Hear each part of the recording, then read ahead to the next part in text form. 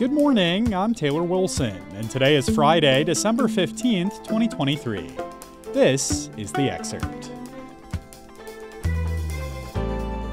Today, a look at the latest talks between the Biden administration and Israeli and Palestinian leaders. Plus, the House passes a crucial defense bill, and are egg prices on the rise again? The Biden administration is pushing Israel to scale back its ground and air campaign in Gaza and move toward more so-called surgical military operations targeting Hamas. But the U.S. has not demanded a deadline for the shift, according to a U.S. official. Earlier this week, President Joe Biden warned Israeli Prime Minister Benjamin Netanyahu that Israel is starting to lose international support for its war against Hamas because of its indiscriminate bombing of Gaza. During meetings yesterday in Israel, Biden's national security advisor, Jake Sullivan, discussed a shift in emphasis with members of Netanyahu's cabinet and other top Israeli officials. Sullivan is set to meet with Palestinian President Mahmoud Abbas later today. Meanwhile, Israel has destroyed another pair of residential buildings in Gaza's south, killing at least 26 people, according to Gaza's health ministry. UN agencies are flagging an increasing food crisis in the territory, and all communication services there are down for at least the fourth time since the war started, according to Palestinian telecoms provider Paltel. You can stay up to date with Israel-Hamas war updates on usatoday.com. The House passed an annual defense policy bill yesterday, sending it to President Joe Biden's desk to approve $886 billion in spending. It includes military pay raises, funding for Ukraine, and other key issues. The bill, opposed by conservatives, was considered on the floor under a process known as suspension. It required a two-thirds vote from the House to avoid procedural hoops, which likely would have been stopped by hard-right GOP lawmakers. Conservatives had two major grievances. One was with a provision that enables the U.S. to monitor foreign nationals using U.S.-based messaging services, and the bill's omission of several culture war amendments. The bill's funding for Ukraine comes after Ukrainian President Volodymyr Zelensky visited Washington this week and pressed lawmakers for more support. A new outbreak of bird flu is stirring concerns that egg prices may soon start spiking again. I spoke with USA Today Money reporter Bailey Schulz for more. Bailey, thanks for hopping on. Yeah, no, thanks for having me.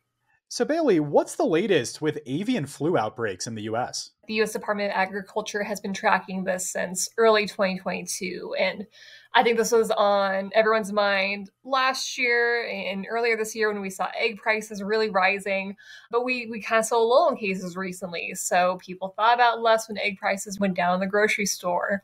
But we are starting to see numbers spike again. Cal-Maine Foods, which is the largest egg producer in the country, on Tuesday they reported that they have a Kansas facility with an avian flu outbreak, and that affected about 680,000 laying hens. And so what experts are saying is that this could contribute to higher egg prices. Yeah, well, let's get into those egg prices. Where do they stand right now, Bailey? And just what impact could this bird flu uptick have on the egg market?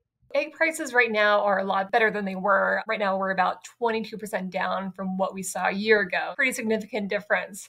That was really because of that lull in that avian flu that I was talking about earlier. That really allowed those egg producers to build up their inventory. And Bailey, are there other factors beyond this avian flu that could drive egg prices up in the coming weeks and months? This is happening during a time of the year when we see demand for eggs rising, where it's the holiday season. People are baking cookies, they're making eggnog. So eggs are in high demand. And when they're in high demand, prices also go up. So we're seeing that compound with this spike in the avian flu. Those are the two main factors that I'm hearing behind this forecasted price hike. I mean, how high do we expect this to go, Bailey? Will the prices surpass those we saw in 2022, for instance? Yeah, so the good news is the experts I spoke to said that they don't expect prices to go up to what we saw in late 2022 when egg prices were nearly $5.50 per dozen. So anything can happen. It's hard to make predictions, but so far people are saying that, yeah, don't expect prices to get as bad as they were late last year.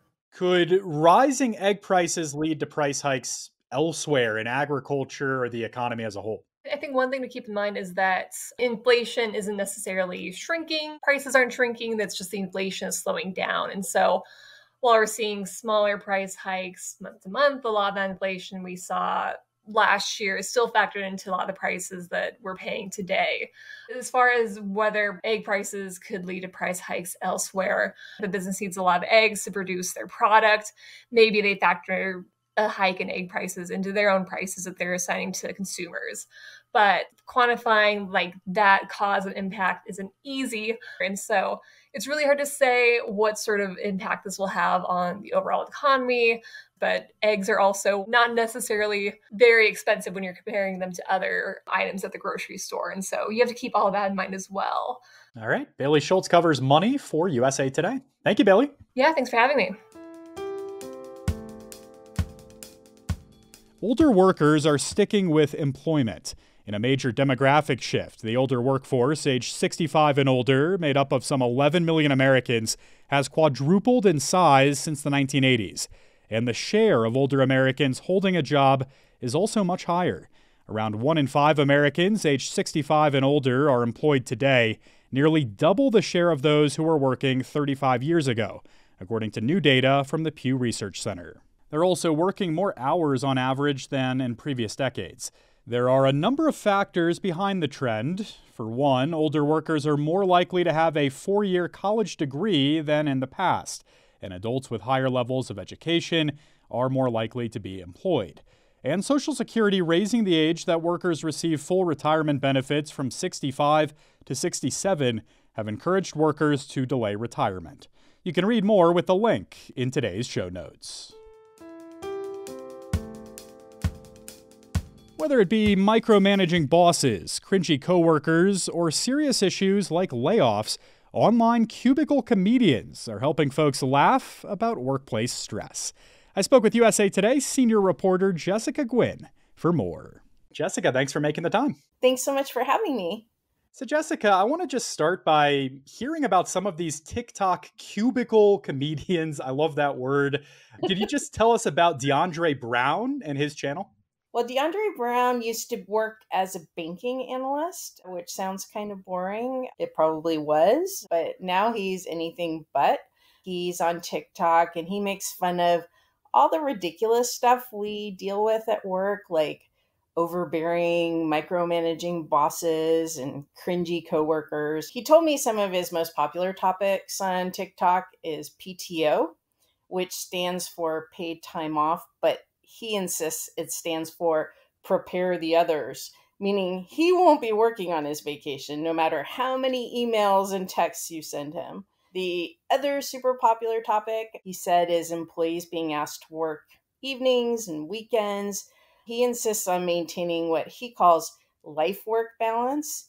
Do not talk to him about work-life balance. Life comes first, always. His fun attitude and setting boundaries at work made his followers call him a corporate baddie.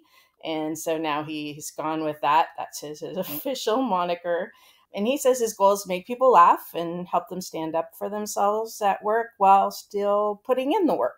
Corporate baddie, I like that. And what about Lisa Beasley, also known as Corporate Erin? What's her channel like?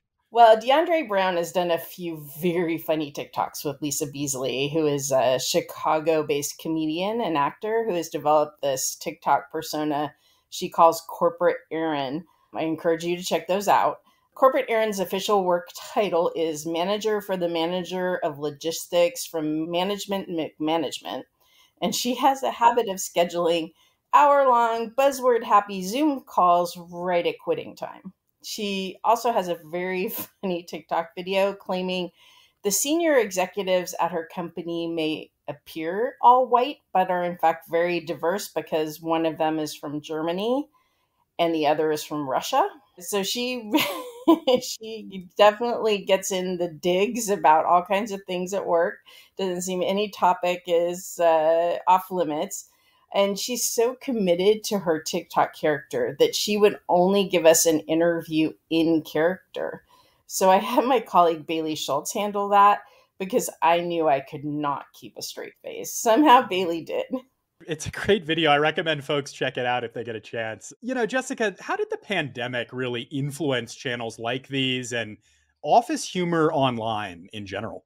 During the pandemic, office workers like us suddenly found themselves on couches instead of in cubicles and meeting with coworkers and bosses over Zoom calls.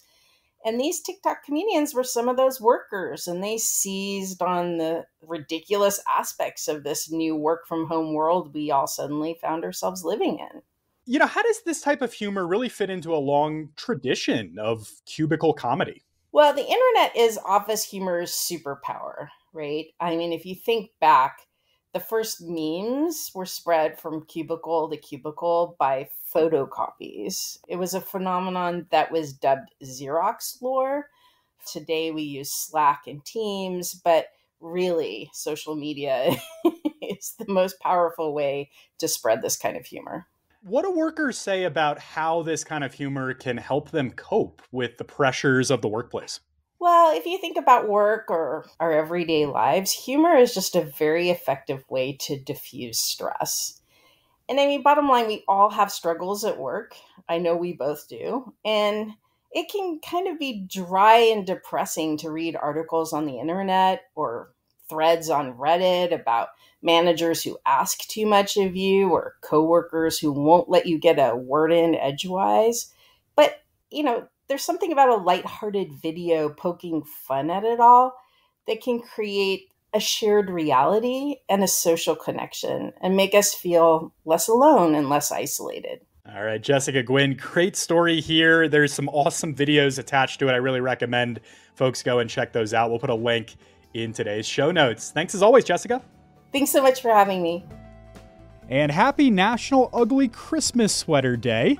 It's time to break out the wackiest, ugliest colors and designs you can find in your closet. Thanks for listening to The Excerpt. You can get the podcast wherever you get your audio. And if you use a smart speaker, just ask for The Excerpt. I'm Taylor Wilson, back tomorrow with more of The Excerpt from USA Today.